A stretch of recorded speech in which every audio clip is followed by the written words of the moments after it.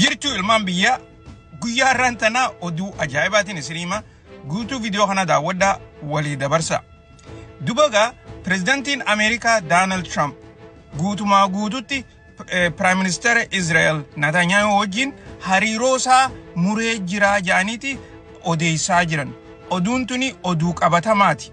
Akka malee Ameerikaa keessatti olii gad oofaa jiran. Inumaatu yeroo ammaan tana Prime Minister tichi akka maletti gartee aara qabaa waan Ameerikaan Middle East keessatti godhaa jirtuuf keessaafu Saudi Arabia fi United Arab Emirates wajjin hariiroo adda addaa godhaa jirti Ameerikaan.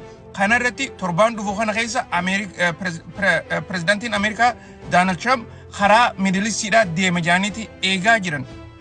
Kanarratti guutumaa guututti waan Israel takkaa'u hariiroo Israel wajji qabu tana dhiisee odoo marii takka Israel wajji godhutti hin jirre takkaa'u hin godhini warra gartee Saudi Arabia fi akkasumas United Arab Emirates wajjin marii gurguddoo godhaa jira jaanii miidiyaaleen adda addaa gabaasaa jiran. Yeroo ammaan tana warreen Israel deeggaranii fi akkasumas mootummaa Prime Minister Netanyahu tana warri deeggaran akka malee sodaachaa rifachaa akka jiran miidiyaaleen gabaasaa jiran. Kana qofa odoo hin taane wanni Ameerikaan lola Yemanii wajji dhaabdeefuu takka tanaa jaaniiti odeessaa jiran. Akkuma quba qabdanitti amma dura oduu keessatti isiniimeetiin ture.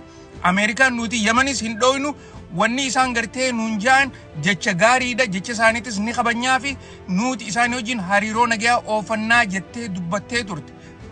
Wanni kun hundinuu waan amma oduu amma gartee bahaa jirtu tana wajjin walitti hidhaa jechuu. Gama kaaniin Ameerikaan lafa jalatti Iiraanii wajjinis hariiroo uumuu takkaa'ummoo negotiation godhaa jirti waa'ee Nikola irratti jaanii odeessaa jiran.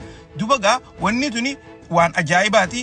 Yeroo ammaan tana karaa kan politikaan Middle East kun akka inni deemu namni beeku hin jiru. Haa taatu malee wanni Donald Trump ammaan tana godhu jiru kuni waan gaariidha jaaniiti namni irra hedduun odeessaa jira.